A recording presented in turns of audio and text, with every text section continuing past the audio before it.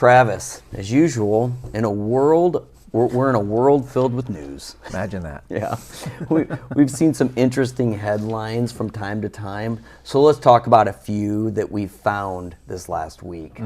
I know we've heard stories about Elon Musk's Hyperloop, which is more of a theory at this point. But this week, construction will begin on a high-speed rail line connecting LA and Las Vegas. Wow.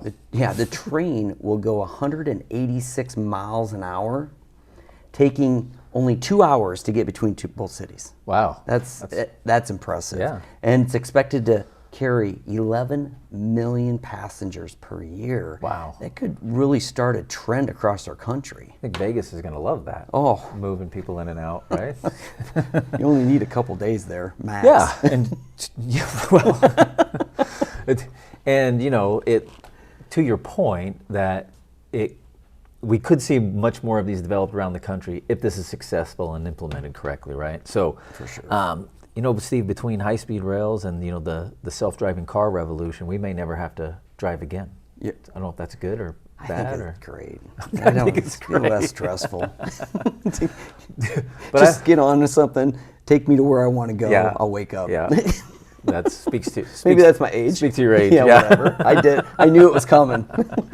It also speaks to investment opportunities, right? In infrastructure. I mean, our country obviously needs continued investment in infrastructure, things like water, power, all the way to data centers, which we've talked about in the past. You know, there's going to be opportunities for investors on both the debt and equity side of infrastructure investments.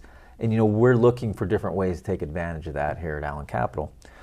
The next headline that resonated with me this week was, I think it read like this: subscription hopping is the new channel surfing. From Netflix to Disney to Peacock, it seems like we live in the golden age of content, but it's too much for any one person to possibly consume, in my opinion. I don't even know how many subscription services. I bet I have at least 4 to 6. Yeah, I mean, and then sports season comes on. You got to buy another one to get a game, and I probably should go look at that. That's a good idea. Probably cancel some. Be like these people. Yeah, exactly. No doubt, Travis. According to the New York Times, cost-conscious consumers are hopping between the various streaming services frequently. Nearly 30 million subscribers canceled 3 or more of their streaming subscriptions in the last 2 years. Well, yeah. That's I mean, but a third of them, this blew me away. A third of them resubscribed after they canceled within 6 months of canceling. That's crazy, but they wanted to see something, I'm sure. Yeah. The lesson here is transient subscribers are becoming more of the norm, and it's going to be difficult to predict ultimately who wins these streaming wars.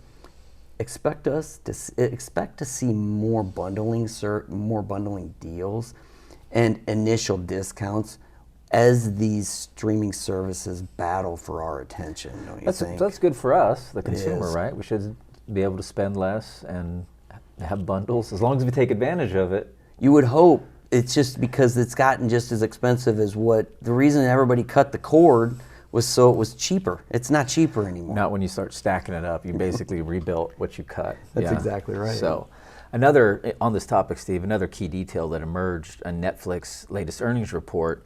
You know, historically, Netflix has boasted a much lower cancellation rate than any other service. But last week, they announced they're going to stop reporting quarterly subscriber numbers, citing engagement is a better metric now. So that could mean that they see some saturation here in the market and they expect a slowdown in new subscribers because based on what you just said, they're just trading subscribers, That's right? all it is. Yeah. So there's no commitment there. It's 30 days. Right. That's all you need. Right.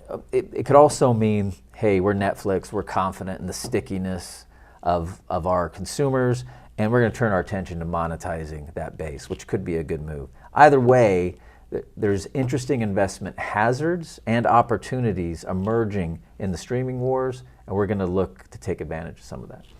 Can't agree more, Travis. This has been great. I look forward to it next week. Look forward to it as well.